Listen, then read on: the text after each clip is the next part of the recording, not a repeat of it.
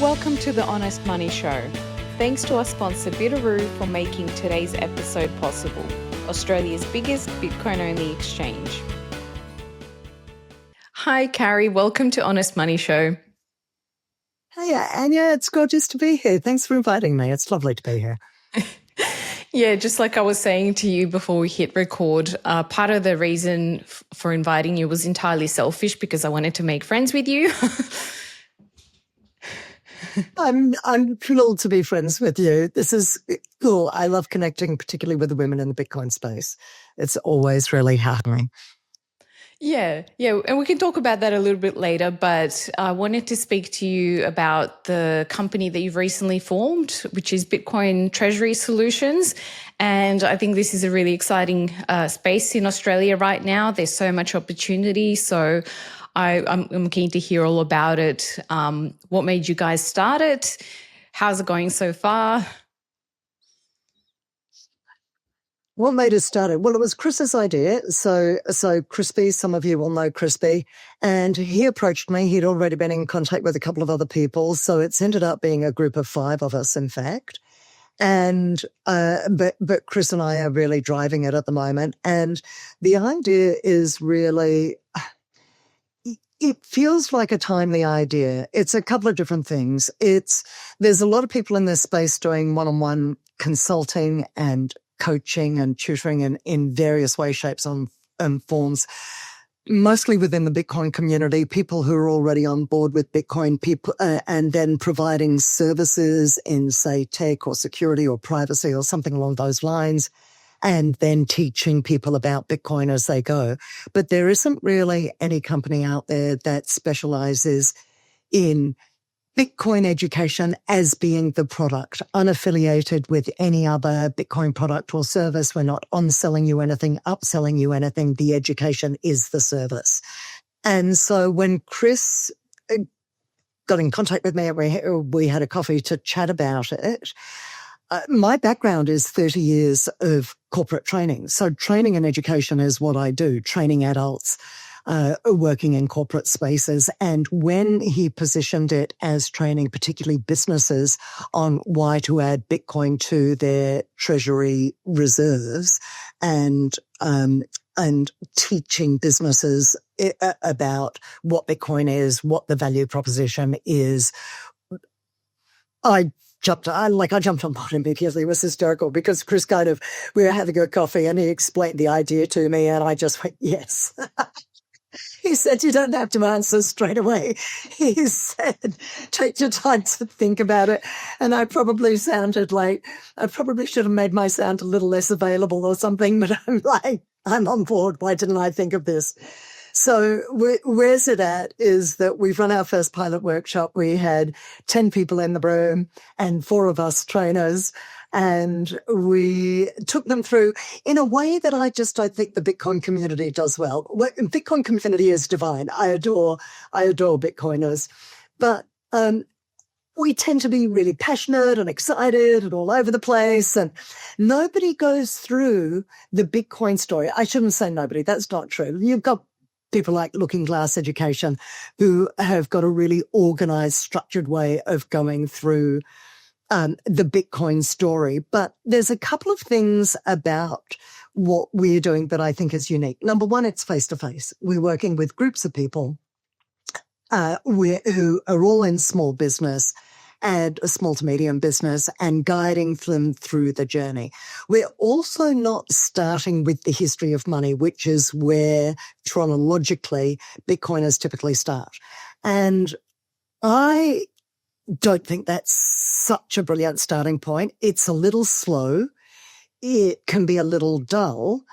And I feel like it's a better angle to come in from, let's talk about mainstream investments. Let's talk about things like the hurdle rate and the real rate of return with mainstream investments.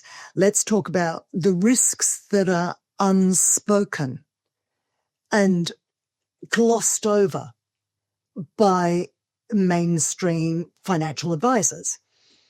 And then let's talk about why Bitcoin, and then you can kind of get into the history of money and why Bitcoin exists and how it can overcome inflation as being the kind of the base hurdle rate, if you like, for your seemingly your least risky investment. What would you think is the least risky investment, Tanya? If you had to choose between, hang on, let me give you an A, B, C, or D. If you had to choose between shares, property, gold, and cash/fixed interest term deposits, so I'm just sticking those all in the one basket, what would you choose? Oh, sorry, the Bitcoin is not in the equation. Bitcoin's not available yet. Okay, We're sorry. just talking old school. Okay, sorry. Give me them again, because I was ready to say Bitcoin, but that wasn't a choice. So we've got fixed interest and cash as one, not so safe. Cash term deposits. No. Then we've got cash/term deposits/fixed interest. Yeah. So that's all one category. Shares, property, gold. /commodities. Gold. So gold is often seen as very low risk. What would be the risks involved in gold as an investment? What are the downsides, the disadvantages of gold? Well, it depends how you purchase it, I guess, as well, whether you own the physical gold yourself or whether you own paper gold. So, right. Absolutely. So paper gold, what's the risk? Oh, just everything. You don't know that the gold is there backing it, right? Yeah, you don't know. Yeah, you don't know the reserves. You don't know if it's been audited. You don't, like, the settlement takes a long time. It's cumbersome. It's costly to transfer it in case you need to. So yeah, 100%. I went through this because I had physical gold. No, I had paper gold with Perth Mint. I wanted it fabricated, turned into, I wanted the real gold. So then we did that at enormous cost. And then their costs of just insurance and, storage are absolutely wild. They are crazy. Can you imagine? So I'm turning this off. And so then I wanted to transfer it to Melbourne from Perth. Again, crazy cost to get it across so that I could put some in storage in a vault in Melbourne. So there's a lot of inconvenience and a lot of cost involved. Okay, which is your second least risky? We had gold, property, fixed interest being cash. Let's just say cash in the bank, which people don't really think of as an investment, but it's somewhere where you're storing your money. So those were the three that were left: property, fixed interest, cash, or shares. Well, I want to say property because it is an asset class that's very much protected in Australia, like the S&P 500 is in America. Like, property is what everyone is economically incentivized to preserve. But that being said, I particularly don't think it is. So it's kind of like, yeah. I'm biased because I like outright ownership. I don't like having a leasehold on something. Yeah. Absolutely. And I'm with you on that. But most people, you're absolutely right, would perceive property as being, low risk. But again, I've got a personal story on this because I just sold an investment unit recently, but I had for 24 years. I bought it at $275,000. They used to say that it doubles every 10 years, but I had it for 2 decades. And if it had doubled every 10 years, it would have been worth 550, is that right? Thou, after 10 years. And then it would have been worth over $1 million in the second decade, right? And I ended up selling it for $690,000 recently. Now, I tried to sell it 3 years earlier, and there was a problem because of the body corporate was on the title. It was a nightmare. It took 18 months to unwind this thing, doing battle with the council, et cetera, et cetera. I got an offer on it 3 years ago when I first tried to sell it before we discovered this problem with the title. I got an offer on it for $700,000. So in 3 years, it went down, if you like, $10,000. So this is what they call, now what are the other risks involved in property? You talked about with gold, the downside of the transferability and the costs and the third party risks, etc. What are the similar risks with property? In Australia, well, it's not easy to dispose of. Like, it takes time. Settlement also takes a lot of time. You don't really own it. Like, in a way you don't. That's right. Yeah. What do you mean by that? Because I think listeners might be interested in that. Why do you say that? So you may own the house that sits on the land, but the land belongs to the crown. So That's you're right. I don't know renting a lot from about that actually, but I've heard you're that. renting Yeah. from. It's like, technically you own it, but when you look at the legal terms and conditions, you don't really own it. Not the same way you own Bitcoin. So I'm probably not the best person for this questionnaire, because don't think like traditional investors think. But I think you're right. But that's a risk that most people aren't aware of. And you're absolutely right about that. And there's elements of it that the government could force a sale. Local council, if they're putting a road through, they can force the sale. And then there's all the ongoing costs to government that almost feel like you're renting the house from the local council with all the ongoing costs involved. Maintenance. Okay. Depreciation. Depreciation, absolutely. All of the above. Okay, let's go to the third. Hang on, where have we gone? So we've gone shares. Gold, property. No, we haven't done shares yet. We haven't done shares. We've done property, we've done gold. What next? Which is least risky out of cash and shares? I want to say cash. But I hate myself for saying Why that. didn't you say cash first? Why did you think that gold and property were less risky than cash? What risks do you see with cash? Because cash I see it as an IOU. It's not really, it's like credit. It's not really it's not really something tangible. That's why. Is that because it's just like digits on a screen supposedly in the bank, but it's not actually physically there? Well, it's debt, so I don't even feel like it's a real asset. If I've got cash under the mattress, is that debt, or is that? How do you think of that? Explain that to me. I think of it as credit that is going to lose a lot of value very quickly. Yes. Okay. So, do you think most people see it that way? No. No. So I think a lot of people consider cash and term deposits to be the safest. Yeah. Right? Out of the four that I put to you, that their money in the bank is safe, right? And even if, they feel like government will guarantee it if the bank falls over, but they're not taking into account inflation and the loss of purchasing power that you just talked about. Yep. So that's an interesting thing. And then we've left shares till last because that's seen as inherently riskier because you're taking a bet on individual companies. Is that how you would see that? Yep, correct. Yeah. Okay. And then you've got a whole bunch of other risks potentially with shares, again, that we don't normally talk about or think about.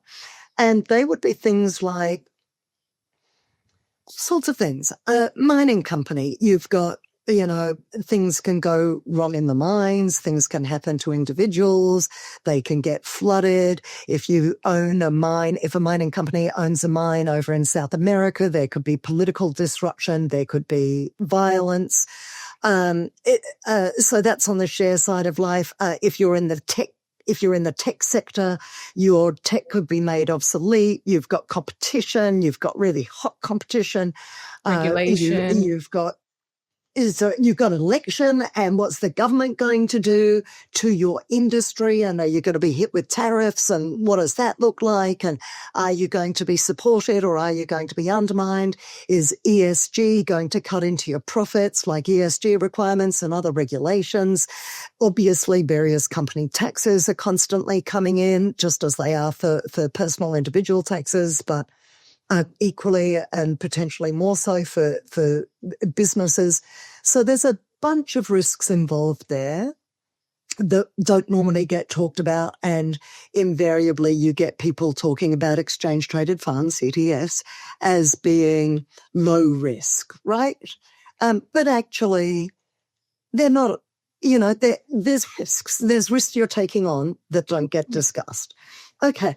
So then you could argue that supposedly if we had a free market, the returns on each of those investments reflect, let's say, the risk curve.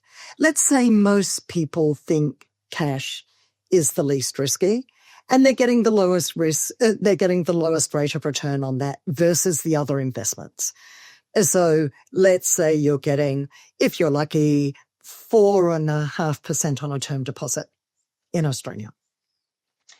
If you're in property, you're leaving aside interest rates, leaving aside, let me try that again, leaving aside inflation and loss of purchasing power, I was getting as an rate of return on my investment property that had no mortgage, so there was none of that cost after a period of time. Council rates, blah, blah, maintenance, things going wrong, et cetera, et cetera. My rate of return was 2.71%. Then you're hoping to make it up with growth. Yep. As you know, I didn't get that growth, certainly in the last 3 years, and you could argue not really in the last 10. Maybe I just didn't invest well, but that really wasn't the issue for me because I lived there for 7 years. So it was, I didn't really buy it as an investment property. So maybe I wasn't smart enough about that investment, but I don't think property is doing the returns that it used to do. And the other risk that people don't talk about with property is that it goes up for about 14 years on average, and then it crashes for about 4. So there's an 18.6-year property cycle that everyone has forgotten by the time the next 18 years comes round. And everyone goes, it's going up forever, Laura, and it just doesn't, right? That's not true. So, but that's the propaganda that the property industry likes to propagate. So that's property. So now we're talking about returns, leaving aside, just taking into account the risk factors, leaving aside loss of purchasing power via inflation. So then you've got the rate of return on gold. Now that went down or stayed level over a 20-year period through the 1990s and 2000s, or maybe it was the 1980s and the 1990s. I can't remember when it started going up again. I think it didn't start really going up again till about 2015. So it's really only been in the last 10 years that we've started to see that upward trajectory. And even there, it's been sideways for huge amounts of time. So gold isn't guaranteed to go up, and there's no income. And there's all those other issues that you talked about earlier with, simply the physical weight and the costs of storing and insurance and holding and the inconvenience and the impracticality, et cetera, et cetera. So, and what have we got left? And then there's shares, potentially a higher rate of return. You could argue 10% on average over the last 10 to 20 years. Maybe it's higher than that. I don't know, 10, 13, 15% per year. But then we've got to take into account, which you've already alluded to, inflation and how that erodes the return. So what do you know what the stated inflation rate is in Australia, the official CPI? It's around 2.5. Yep. I ignore it. 2.4, I think, was, according over the last year, as stated in the last quarter. So great, spot on. So we've got maybe a 10% return on our shares minus the 2.4%. So we've got 7.6%, let's say. All right. But you and I know that 2.4% is not the real rate of inflation. Why did they deliberately understate the rate of inflation?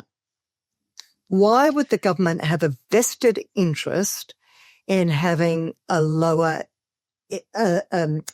in stating a lower inflation rate than the reality that we all know because we buy our groceries every week, right? And pay our insurances once a year and our car registration and our, like all the stuff, the petrol every week. So we know that that's wrong. Why are they deliberately understating it? I'd love to know the history of this, but I know that in New Zealand in 1989, the New Zealand Central Bank set a 2% target, and slowly after, a lot of other central banks around the world adopted this 2% standard, and now they're all aiming for 2%. So maybe it is to try and match that as close as possible while, I can't really speak to intent, but it is, I think, designed in a way to match that 2% target. So they're not stating it what it actually is, because that would obviously create a lot of mistrust in the system. 100%. Okay. So I didn't know it was New Zealand that started that. So that's a really interesting fact for me. I need to delve into that now. So there's an element of wanting to look like they're close to target. It also gives a certain confidence in the economy that, inflation is only 2.4%. That's very manageable. And then that gives people confidence to borrow and invest and, and feel like they can, they're getting a return on that, a real rate of return on their borrowings. So there's all of that. Then there's the element of all the government, which is about 50% of the Australian working population, all the government employees, I think it's about 40%, and all of the welfare is indexed to inflation, right?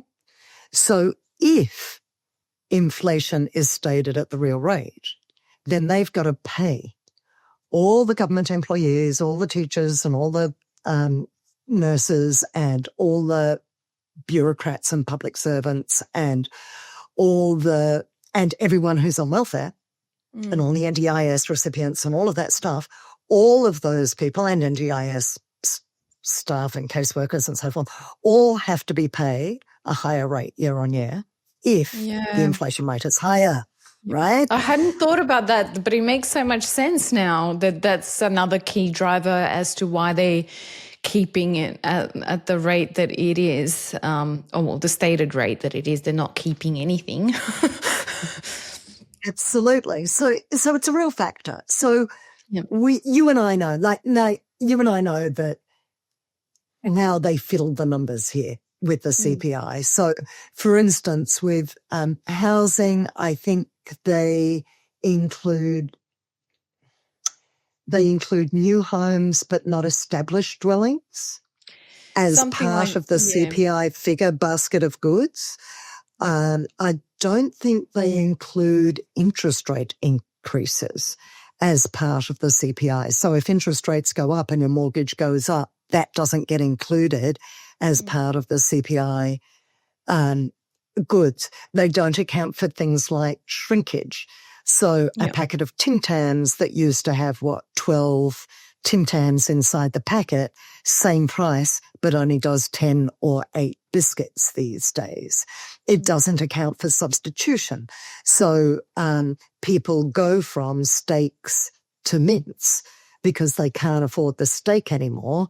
And so that's not accounted for in the inflation figure. So that's all clever ways of obfuscating, is that the right word? Yep. The real rate of inflation. And so it's very, very difficult to keep track of what the real inflation rate is, but estimates have it at closer to 7 or 8%. Now, if your return on the share market, which comes with all those risks, is 10% and inflation is 7 or 8%, your real rate of return is 2 or 3%. Your real rate of return on cash and property and gold, maybe not gold at the moment because gold's on a bit of a tear, or has been for someone, so it's flattened out now, is negative. if you're holding your money in any of those three assets, shares are maybe outstripping the other three. Gold, you could argue, has done extremely well over the last couple of years, but you're going backwards. Your purchasing power, you're taking on all that risk. You're being pushed higher and higher up the risk curve in the name of just breaking even on inflation. You've got to take bigger and bigger risks.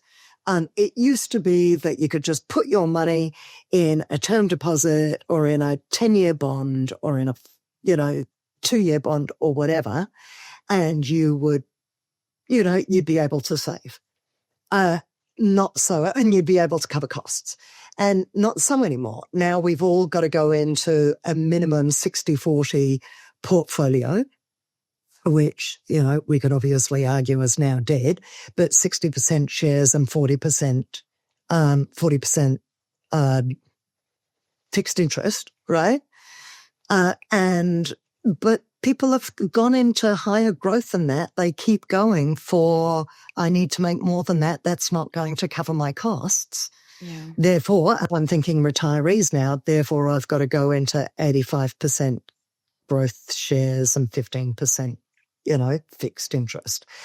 So, which speaks to the comment we were saying before that fixed interest is considered low risk, right? Yeah. Except that it's not, because you're going backwards. I don't know where all of this started. I can't remember what question you asked me. But I think my point was that you were asking about the business. And so I feel like when it comes to educating people about Bitcoin, what we love to do in the Bitcoin space is talk about the history of money, talk about the broken money system and the printing of money that causes the inflation. And we talk about how bullish we are on Bitcoin and all the amazing models that say it's going to $1 million a coin, it's going to $10 million a coin, no, it's going to $13 million a coin. Yeah. So we love to do all of that and then break down why we're doing it that way.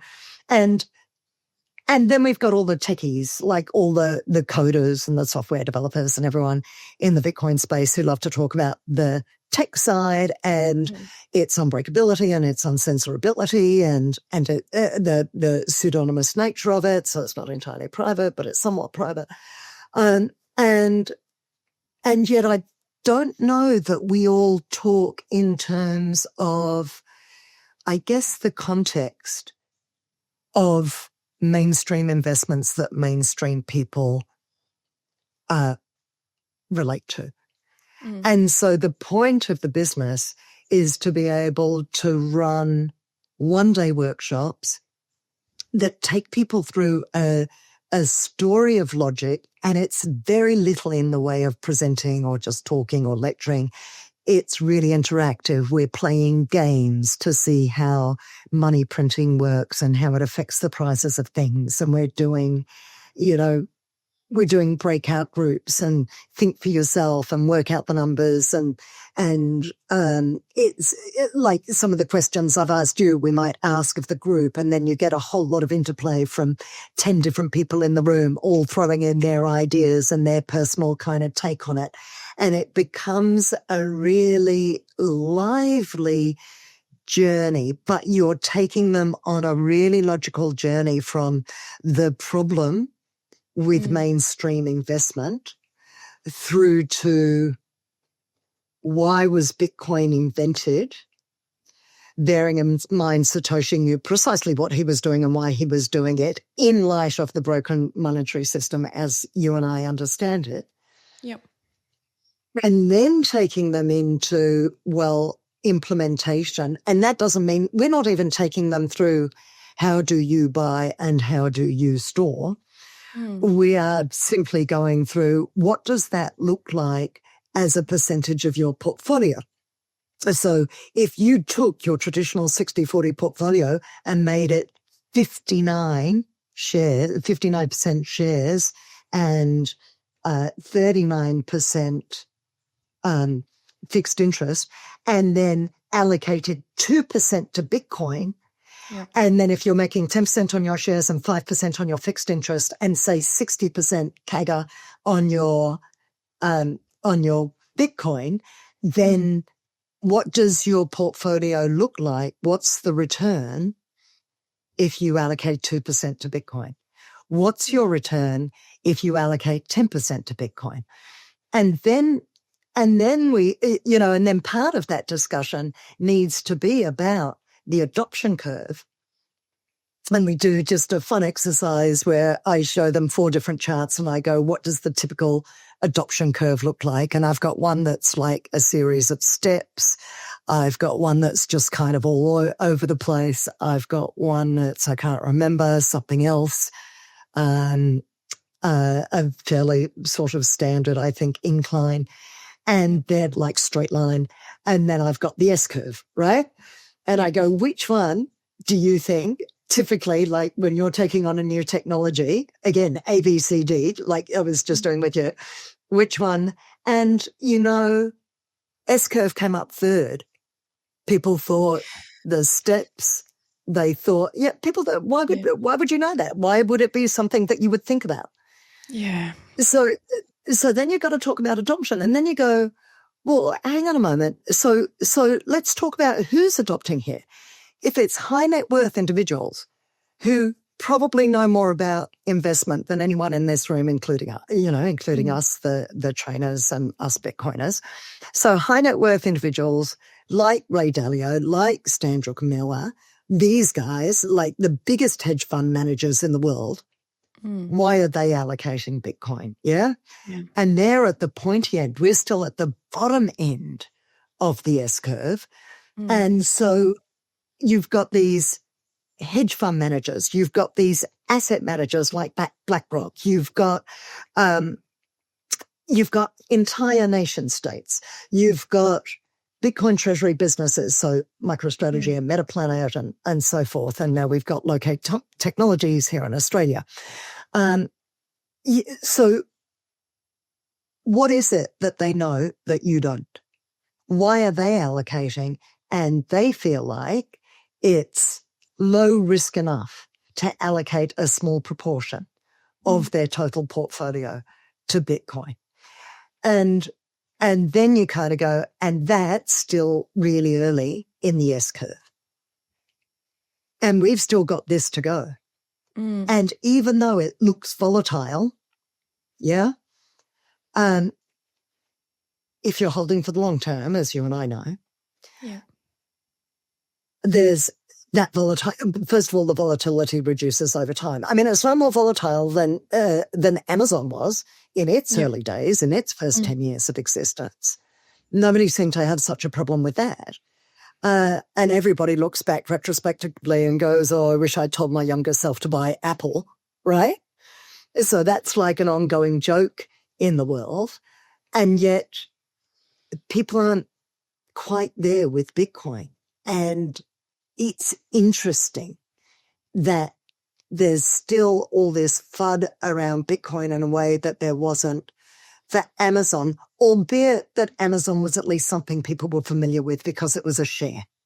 And so at least it was within a framework that people understood. It's a share and it's volatile, but at least it's a share and I understand the fundamentals of shares and I can look at their balance sheet. But I don't get what this Bitcoin thing actually is, right? And I think that's part of it. Is it a currency? I hear you can buy stuff with it, but nobody's buying stuff with it. And I don't see Bitcoin prices on my goods and services at Coles. They don't really necessarily understand it being a ledger. They don't really get what that blockchain is as a ledger of transactions.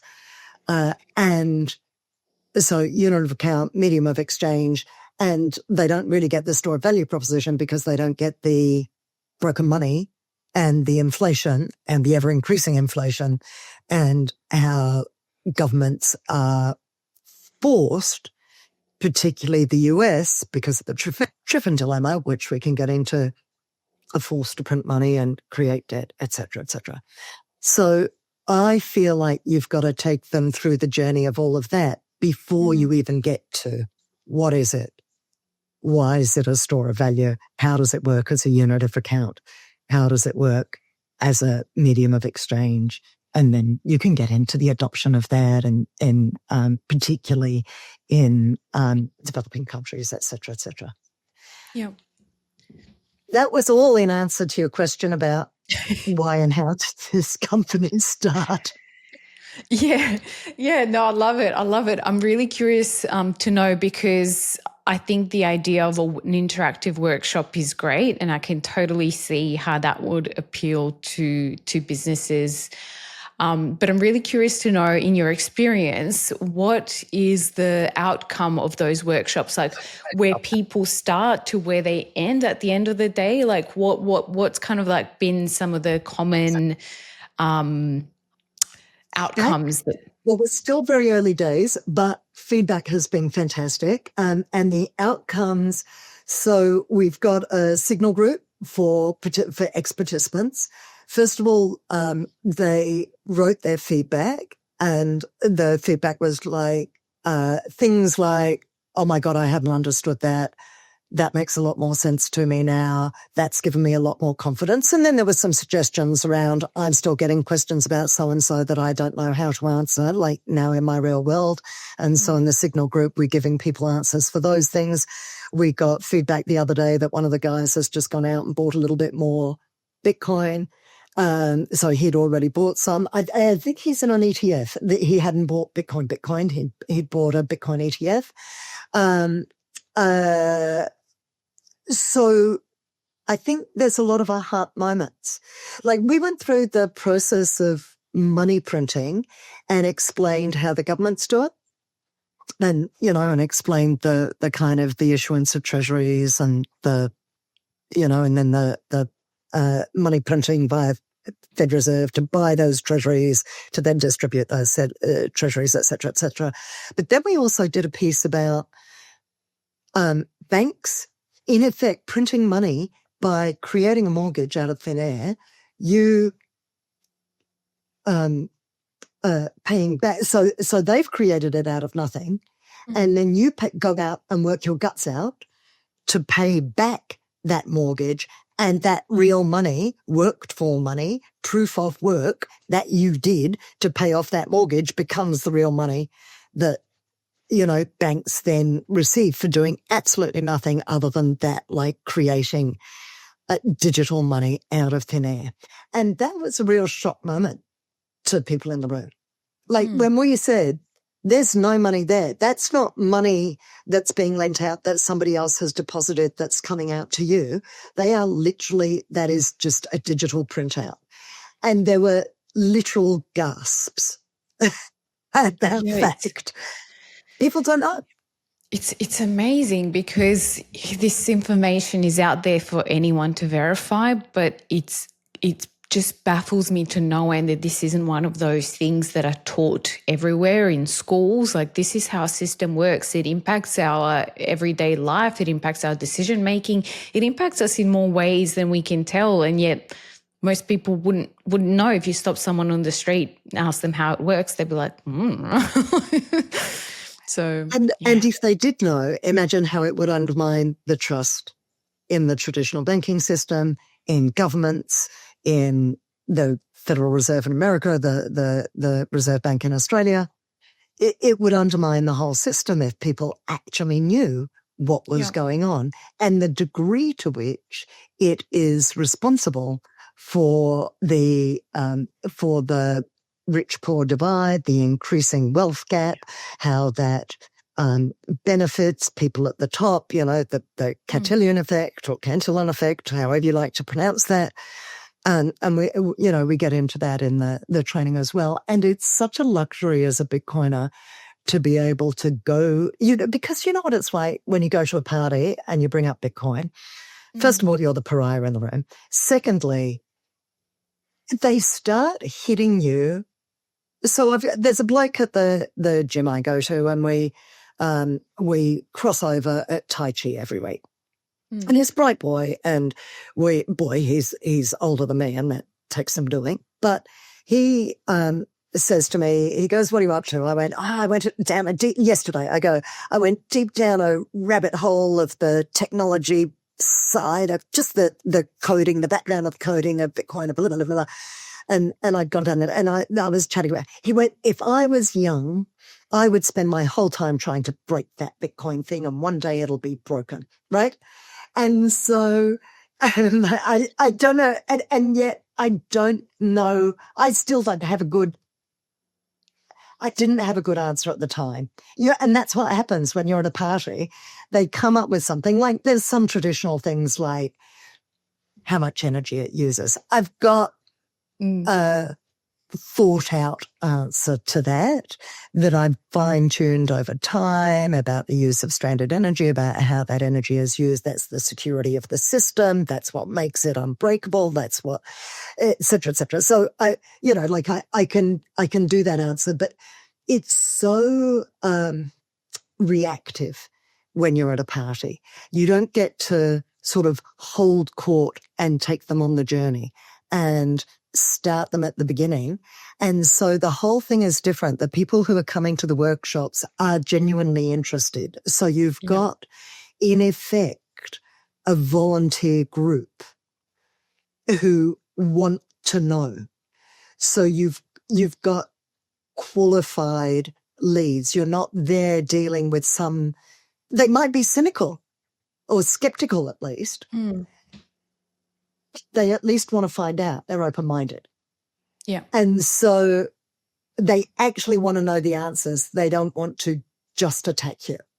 Start saving in Bitcoin with Bitaroo, Australia's biggest Bitcoin-only exchange. Bitaroo offers easy tools and advanced features. Join thousands of happy users making their first Bitcoin purchase today. Download the app or visit bitaroo.com.au. Yeah, and I'm getting really good at this, Carri. Like, I am getting really good at differentiating who is asking questions out of genuine curiosity and who is asking questions because they want to spar with you, or they want to place the burden of proof on you to explain to them why this is a thing. And you're like, there's no incentive for me to do that. I will help you if you want to know, but if you are just wanting to like sort of try to embarrass me or shame me or enter into some sort of a disagreement, then I don't have time for that. You know what? You're absolutely right. And I will often just ask the question outright. I'll go, "Are you genuinely interested? Do you actually want to know?" Because I'm really happy to explain it to you, but it's going to take a little bit. Yeah, you can't do an elevator pitch on Bitcoin. What's that? You can't do an elevator pitch on Bitcoin. Like, people just want you to explain it to them in an instant. But yeah, there's a lot of entangling that needs to happen, and everyone's stuck in a different spot. And sometimes people will ask a question that to me might be obvious, and that will throw me off more than anything. Like, I remember one time I got asked this, like, I understand how Bitcoin is a medium of exchange. I can understand how it would be a unit of account, but how is it a store of value? And I thought, like, that's the most obvious one where we are in adoption at the moment. So that just kind of threw me off. I was just like, what do you mean?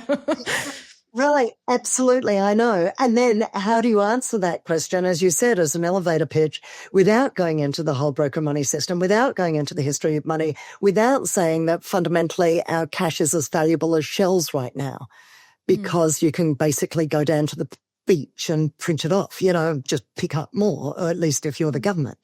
So it's I know, I get it that the basic questions can be the hardest ones that trip you up in a way, because, where do I even start with that? Because it's such a big answer, and, how much time do we have to really go there? Yeah, absolutely. I had another thought just brewing in my mind, but I've lost it. Yeah, that's all right. I'm very curious. I would love to actually come to one of these workshops one day, because I also wonder if this would be like a good model to copy and have like in community halls. I'm always thinking of ways that I can engage with like more people, like at the moment I'm living in Byron, and a lot of people here are very open-minded, and they feel that there's a cost of living crisis, but they can't really point the finger to the root cause. And I know they would be very curious to learn about it. So I'm always thinking of ways like, how can I introduce this? How can we get the conversation started? So community event is a great idea. And given there's so many lefties in Byron, you could really take that kind of how does Bitcoin help the environment approach? How does it support human rights across the globe? So you take the progressive case for Bitcoin, as it were, use that as the pain point. Like one of the things that we're doing is we're targeting accountants, and really the focus there is you're being asked questions. So what's their pain point? What do they care about? You're being asked questions. How do you answer those questions confidently about Bitcoin? So meeting people where they're at and talking about the things that are most important to them, I think becomes a really important part of that. I just think there are so many great communicators in Bitcoin, but communication is different from clear explanation in language that people get in their own way, which is different from training. Right? So if I was to, I've trained in presentation skills and business writing skills and influencing skills and so forth for many, many years. If I want to teach you how to answer a difficult question, you're thrown on the spot. Let's say somebody says to you, well, how does Bitcoin work as a store of value, right? And so the way I would teach how to answer a question if you're thrown on the spot is one technique is to break the answer down into two different parts, right? And so you might break it down into, it's a really good question that you've just asked there about store of value. Probably there's two parts to that answer. There's the problem with fiat and how Bitcoin solves for that, right? So I'm giving you an example now. So this is the difference now between an explanation, an example, and I'll give you in a moment an exercise, and I'll do a training in it.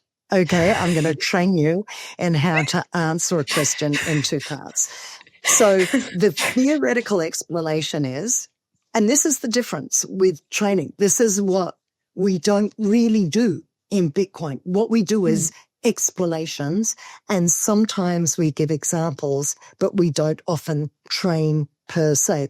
Some people train in technology, how to use Sparrow Wallet. I just attended a fabulous little workshop down here in Melbourne for the women of Victoria, which was gorgeous, about Sparrow Wallet. And sometimes you'll get that at a bush bash. Someone will do a breakout group where you do a workshop and you come up with your own seed phrase, et cetera, et cetera. So you might get things like that. But so if I give the explanation, if I was to explain how to answer a question in two parts, I would simply say, break it down into two parts, and with each of those sections, give a small summary at the end of each section, and then tie the whole thing in together with an answer at the end.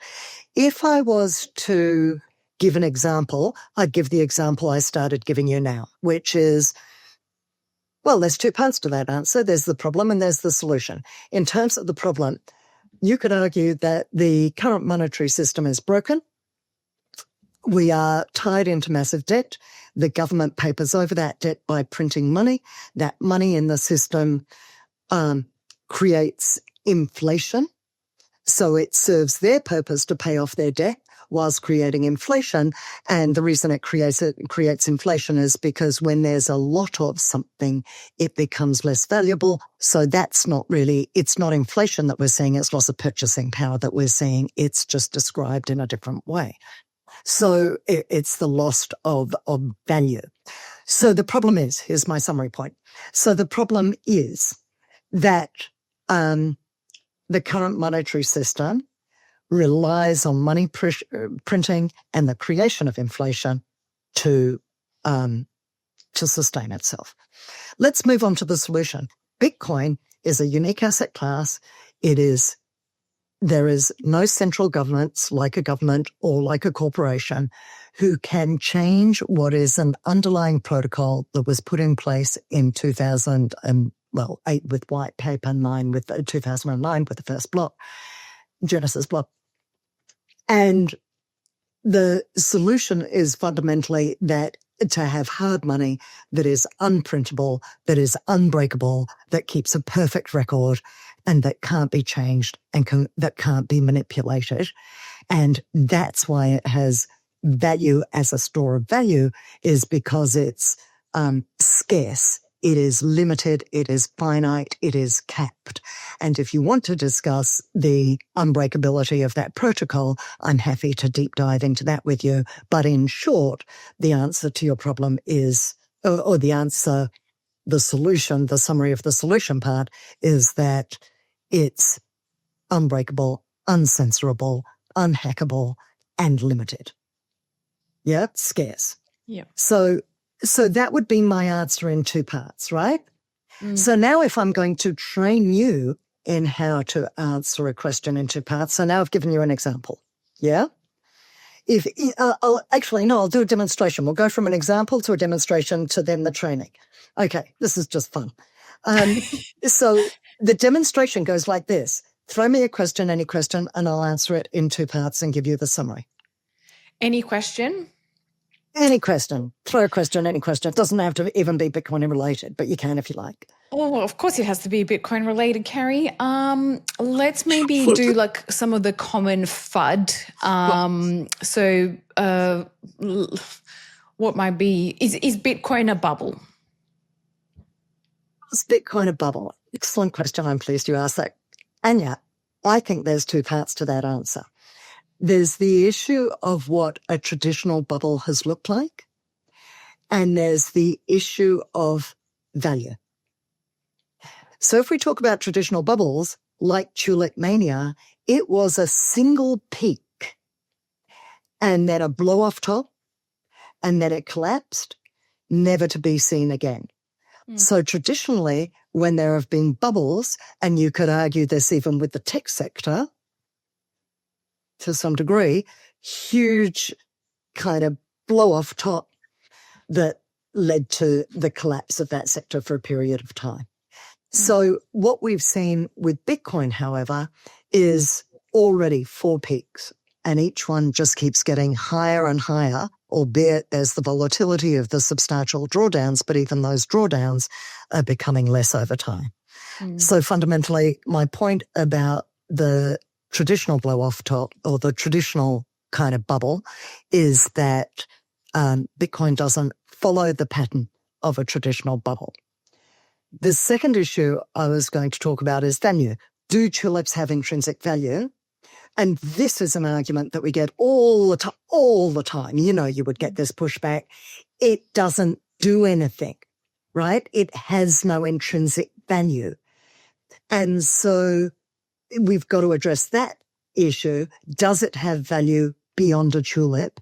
Does it have value beyond the trust and the faith and the hopes of the Bitcoin community? And the answer to that is in the store of value that we've just discussed, something that represents hard money, something that can be self-sovereign stored, held privately, untouchable by anybody else, whilst addressing this scarcity issue. So does it have value beyond a tulip? And the answer to that has to be it's hard money secured by energy in scarce supply. So in short, if I was to sum that all up, no, Bitcoin doesn't meet the traditional requirements of a bubble. Okay, so there's my demonstration. So now we've had an explanation of answering a question in 2 parts. We've had an example using store of value. And now we've done a demonstration where you asked me a question and I answered in 2 parts. So now we're going to do a training. We're going to do an exercise, which is the part that often doesn't happen in the Bitcoin community. So now if I were to ask you a question, I'm going to ask you to answer in 2 parts. Yeah. Now, the trick to this is, or the hardest part of it, is to name both parts up front. I'm going to ask the question, and your answer starts with, interesting question, Carolyn or Carri. There's two parts to that answer, and you name them both. There's the issue of X and the issue of Y. It doesn't actually matter what you come up with, right? Okay. And then you're going to answer X and explain that, and maybe give us some up point if you think you can. And then you're going to answer Y and try and come up with the answer, explain that, and then do a little summary point there if you can. Okay. So your question is, God, I'm so scared. Your question is, let's make it a Bitcoiny question. Pick an easy one. Yeah, okay, an easy one. Well, let's go to,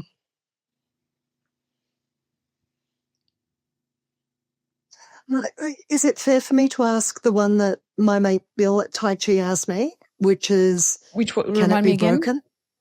Can it be broken? Can Bitcoin be broken? Yeah. I'm not the best person, but I can make something up. Sure. Yep. Can Bitcoin be broken? That's a great question, Carri, and there's two parts to that. So part one is, oh gosh, I know what I want to say, but I want to do a good job of this. So part one would be the maturity of the protocol itself. And part two might be previous attempts at breaking it. I feel like they're the same thing, potentially. They might overlap. Let's see how you go. Yeah. So essentially, the network is past the point where it can be broken. There was certainly a time, historically speaking, while Satoshi was still, involved in it, where attacks such as the 51 attack on Bitcoin could have broken the protocol. But again, this goes back to the perfect inception, like a series of unrepeatable historic events that occurred to bring it to the point that where the protocol is today, that even a worldwide coordinated attack by governments could not dismantle the protocol due to its decentralization and computing power where it is today.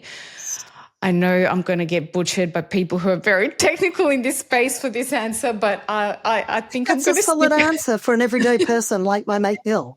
Perfectly solid answer. Yeah. And then what was so there were 2 points. The second part was going to be about previous attempts.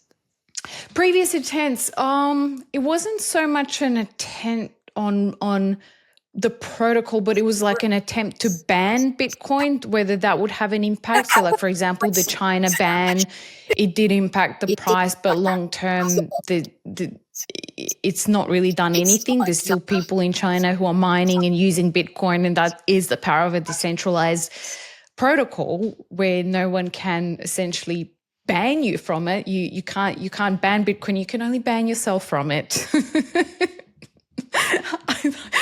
That's it, Carri. I'm so embarrassed by this. That was great. You did great. I love it. So you broke it down into two parts. I think that's the perfect answer I'm now going to give Bill when I see him at Tai Chi next week. And you actually didn't have overlap between the two sections. One was more about the history, and the second part was more about a worked example of a government attack, if you like. And so someone that would be the way to do it. Someone more technical would have done a way better job at explaining that. But yeah, I'm not a techie person. Do you know what? I think we assume that, and I think the best person to teach cricket is not necessarily the best cricketer. The best cricketer, it comes so naturally to that person that they don't know how to break it down in a really simple way for a newcomer. And like just your grip or your stance or your, I don't know what's involved in cricket. I'm making this up. And And I think we all assume that someone with way more knowledge would do a better job, but they often don't explain it as simply and in as such basic English as someone with less information. In Alcoholics Anonymous, they often say the person with 1 week sobriety is better placed to help the new person in who's got a single day than someone who's been around for 20 years. Because the person who's been around for a week is closer to the experience of how difficult it is on that first day. Yeah. And so I think we need to be very careful. And ultimately, in some ways, you could argue that people... So I had to deep dive yesterday. I realized that for my few years in Bitcoin, I didn't really get how a protocol got played out in terms of implementation, what languages, what were the core languages used by Bitcoin to create that first 30,000 lines of code, right? Now, a coder, or a software developer, all of that is so innate that it wouldn't even occur to them to explain that unbelievably basic level, because it's such a given, right? And I just think that they can miss real foundational core stuff. Yeah. Because there's so much assumed knowledge that you don't even realize you're assuming. That is so true. Now that you say that, I can totally see that, because I know there's people in the community who are very technical who would have gotten stuck into nodes and miners and explain it from like a very technical, and just would have flown over everyone's head. So yes, okay, I'll take it. 100%, 100%. And I would suggest that maybe your answer was clearer and simpler for someone like my mate Bill. And let's face it, that's where we're at in the adoption curve, is explaining to people like Bill from Tai Chi. It's explaining to everyday people who don't have a financial background, who don't have a technical background. And I don't think I don't think technical and financial people really understand almost how little everyday people a little they know. This is what I'm trying anyway, to just coming back. Sorry, Anya, say that again. No, so I'm saying this is the space I'm trying to fulfill in this podcast. Like, think of myself as the gateway drug. Hopefully I'm just like the first stepping stone on their journey, and then, I can point them to more technical people in the community like Piers and Catan. I know, right? And then you can go on your way, take the next steps, and and we can guide you through the next step to some degree. And now we need someone else to take over. That's absolutely right. But anyway, look, I guess my whole point in taking you through that exercise is the difference between an explanation to an example, to a demonstration, and to a training exercise are 4 very different processes and steps. And I don't think we do that especially well in the Bitcoin community. I feel like we're very good at explanations. We can do good examples, and sometimes we go as far as demonstrations. So we might get a demonstration at a bush bash of seed signing that Piers might do, for instance, or that Nick might do with FrostNet. So we'll get a demonstration, but it's a rare day we would get hands-on and do something occasionally, but actually physically give it a go ourselves. And so that's really the idea with the training that we're doing, is get people to physically have a go, not interact with the technology. We're not going to the technology. It's having kind of fun interactive games that get them involved in taking the journey and taking the leaps themselves, making them think through the story of logic, get them to think about, well, what happens when you print too much money? What does that do to your money? Ask them the question, get them to find their own conclusions. Yeah. rather than just here it all is, let me explain it to you, which becomes dry and I would argue requires a lot of repetition for the retention to take place, a lot of touch points that you've got to listen to, which is what we all sort of mostly end up doing in the Bitcoin space, listening to a lot of podcasts, reading a lot of newsletters, reading books, and trying to piece it all together into some sort of logical format in our mind. And you could say some of the books do that, like Broken Money by Len Alden, like, Bitcoin Standard, etc., take us through that kind of logical journey. But we're still sitting, reading, trying to figure it out for ourselves and take it on board for ourselves. And how nice would it be just to have someone hold your hand and work it out with you? And when your questions came up, you could answer the questions on the spot and have the luxury of time to do that. So, yeah, that's what I really like about this format. Yeah. Yeah, absolutely. And another great tip that I received was from Bayani. And this works, I find, it particularly well when someone asks, like, what is Bitcoin's intrinsic value? And before even answering that is asking them back, like, what does intrinsic value mean to you? And different people will have vastly different answers.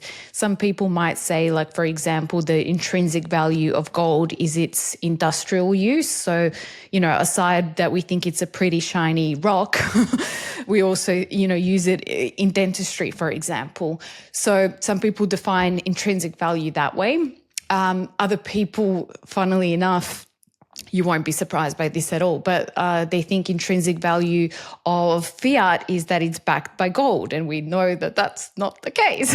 Like, a lot of people still think it is. A lot of people. Have you also found that in your workshops that people think fiat is still backed by gold? I don't think so. I think people knew it wasn't backed by gold, but they assume it's backed by government, that government will guarantee that you won't lose it in the bank. And at one level, that's true. If you've got under 250,000 in the bank, in one of the major banks at least, they will guarantee that if the bank goes under, you will get, I don't know whether it's the full amount or whether it's a percentage, but you'll certainly, you won't get wiped out. And I would, and to the degree that all you care about is maintaining the dollar figure in the bank, then that is at some level true. And that's what I think people think money is backed by, is government. And they trust their government. And they don't know about the money printing. And they don't know about money printing creates inflation. They keep think corporate price gouging is the cause of inflation. Yeah.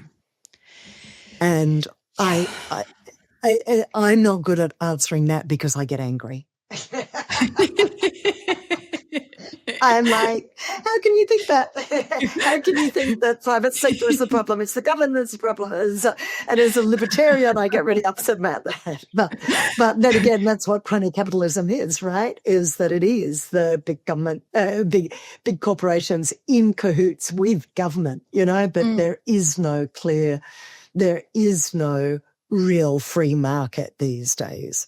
So they're probably right. There probably is an element of corporate price gouging because the government enables it and the government interferes. And every time the government interferes, you don't have free markets. Yeah.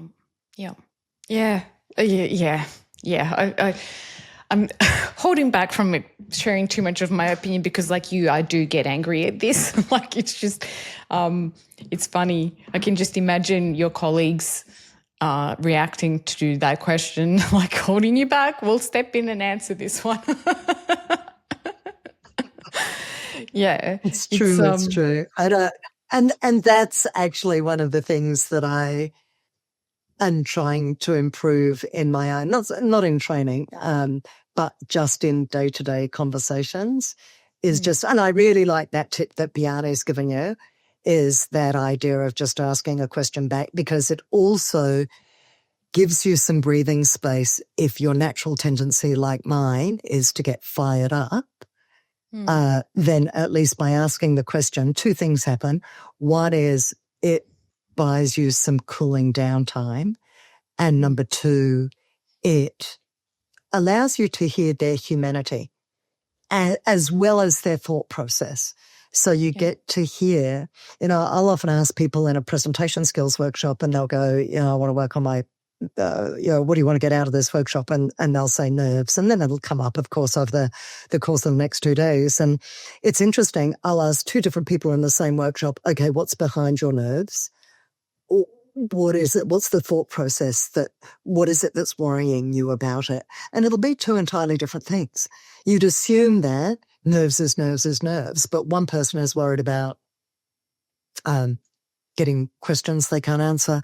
Another person is worried about, I might not remember everything that I want to say. Right? So now you've got and so it's a really, really valid idea to ask the question, because you're right. What do they mean by intrinsic value? Yeah, I find that really helpful.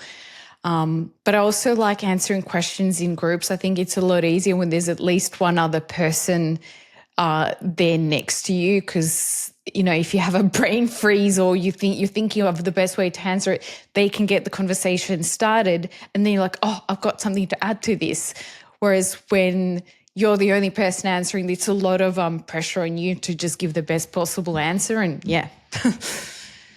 Yeah, it always feels like there's a lot riding on it, right? It always feels really high stakes because I'm the one they're faced with right now. I am the face of Bitcoin for them. I need to represent Bitcoin effectively. So it always feels really, really high pressure. But I mean, you could argue that you could take them on the entire journey just with leading questions and never have to answer at all. And just do Socratic style questioning. Why do you think this? And you can just keep going. Okay, well, what's the intrinsic value of cash then? And what's so, and why is that different from any other currency? And why do you use Aussie dollars and not pesos? And I mean, you could just keep asking questions, right? And try and lead them there without ever giving an answer. Yeah. I like that it's idea. Very exciting times in Bitcoin. Yeah, I see there's so much opportunity for your business, what you guys are doing at the moment. Do you have any people reaching out to you, or are you still reaching out, like doing the cold calling and be like, hey? We're still reaching out, and it will be that way, I would imagine, for at least a couple of years. Like I've started training businesses before, and to get that momentum in the market, you need to do a lot of reaching out. And I don't know that there's any shortcut with that. Maybe, I mean, if you had a big marketing budget, et cetera, but I've got no problem with that. I'm happy reaching out. I believe in the cause. And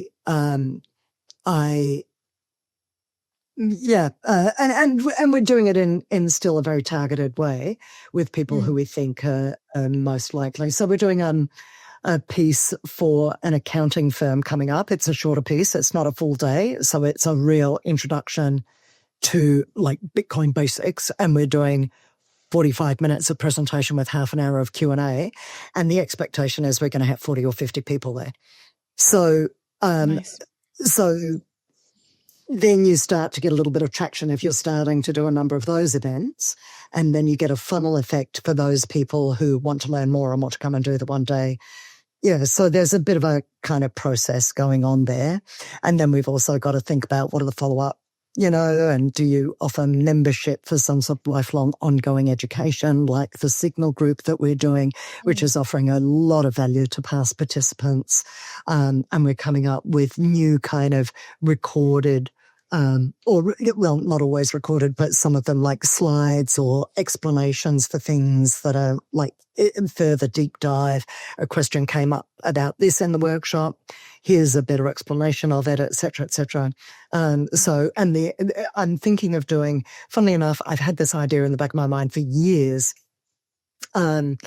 Well, at least a couple of years. And I know Jake Woodhouse has also talked about this, but I feel like I had the idea first, which is 1 minute education stints, like little 1 minute face to camera. Here's what is meant by protocol. Here's what it is as a unit of account. Here's what it is as a, like, et cetera, like just keep it really short, sharp and snappy. So there's lots of ideas for kind of growing it over time. And and getting people on board. But we kind of anticipate that people like the Deloittes of the world will be doing this in time. And so we're really wanting to get ahead of the S-curve in adoption, but also the S-curve in monetization of training, which we think is coming. Yeah, it's interesting. I always also wonder about those consultancies. Like, I imagine they would probably be talking more the crypto narrative as opposed to the Bitcoin narrative. I'm just not imagining that it's just kind of where my head is at, that they might potentially be talking more about blockchain technology and lead companies in a weird sort of down a weird path. But I had a great question for you. I hope I didn't lose it. I think I did lose it, Carri. It was something we were just talking about just now. Oh yes. So in terms of, I'm really curious to know the people that you have trained to date. How aware is the average person about the Bitcoin developments just in the last year alone? Like, is the average person aware what the US is doing, that there's entire nation states that are stacking? Are they aware that BlackRock is recommending 2%? Are they aware that Ray Dalio is recommending 15% allocation? Like, we are not where we were in 2014. There is so much more like credibility from their world that can add weight to the argument. So is the average person aware of this? I don't think so, not to the degree they've got my sense from the little bit that we've done so far, the participants we've had so far, is that they've heard bits and pieces, they've seen headlines, and they don't get, but they haven't put the whole picture together. So we've literally got a whole section on regulation adoption where we just bang, bang, bang, like here's all the new regulations that are in place. Here's what's going on at the adoption side. Here's what's happening on the nation state side, the corporate side, and then it's like pieced together almost in a 10-minute segment that's almost overwhelming, deliberately so, in terms of, are you aware of all of this that's going on, and keeping it, what I think is really useful is keeping it, which, as we know, Bitcoin is apolitical, but, still it's considered a little bit more, well, certainly libertarian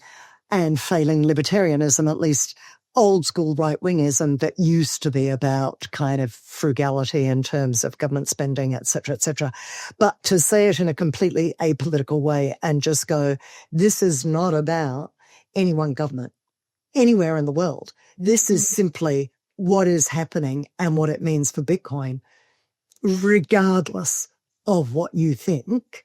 One of the things that I love about I follow a couple of technical analysis people. So they're up your way, actually. Do you know Jason and Michael Pizzino?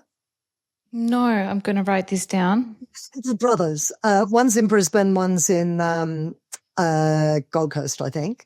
And I started following them when I was into crypto and I started trying to do a bit of trading. So it was before I really fell down the Bitcoin rabbit hole, but I still really like their technical analysis. One of the things I absolutely love about them, they're side-based, but they always talk about, they'll look at the headlines, they'll look at the news. They're not terribly interested in the news because ultimately they're following the charts, and the charts in some ways lead the news. But I love that they go, we don't really care about the politics or the noise or the headlines. We care about making money out of it.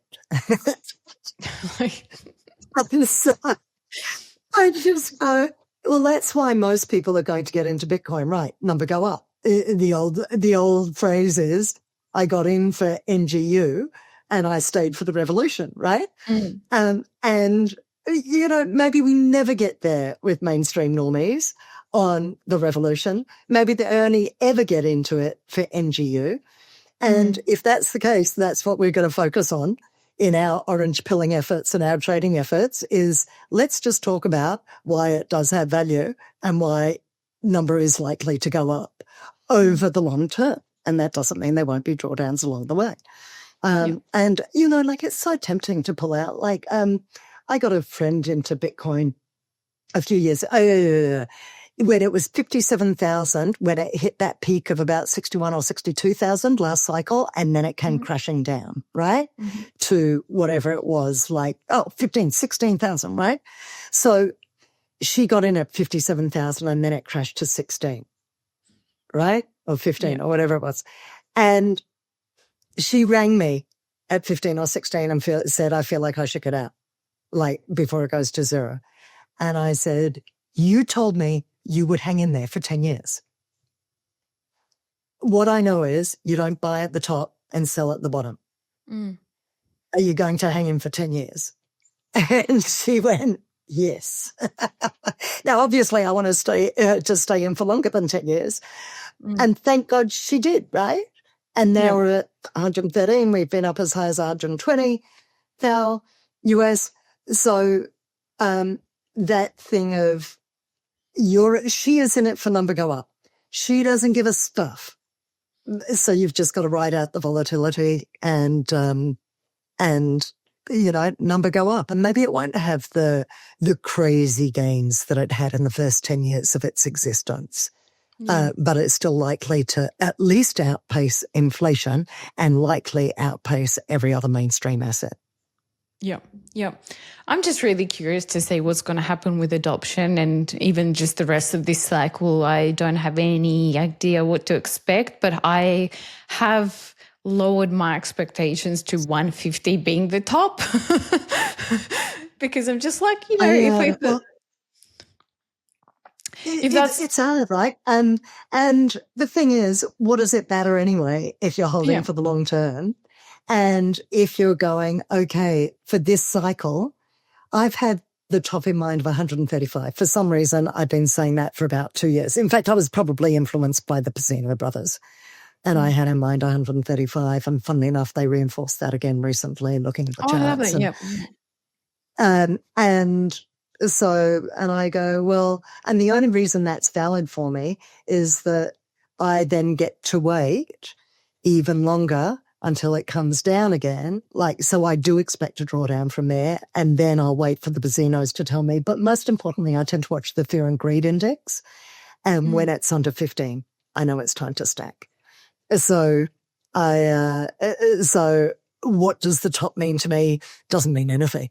It just means I've got to wait another year or 18 months before I start stacking beyond DCA, right? Yeah. Putting in more than my regular amount. Yeah, looking around your house, what else can I sell? Yeah, absolutely. Exactly how much is this mug worth to me? Can I sell it on Facebook Marketplace? Yeah. Exactly. Well, I wanted to ask, Carri, do you have any final thoughts, anything you want to discuss before we wrap up? No, I think the message is loud and clear. I think there's two different messages going on here. If you're not into Bitcoin, learn about it. There's a plethora of folk in the Bitcoin community who are busting at the seams to try and help you out and hold your hand and get you over the line and guide you through the use case and guide you through the process of buying and storing Bitcoin.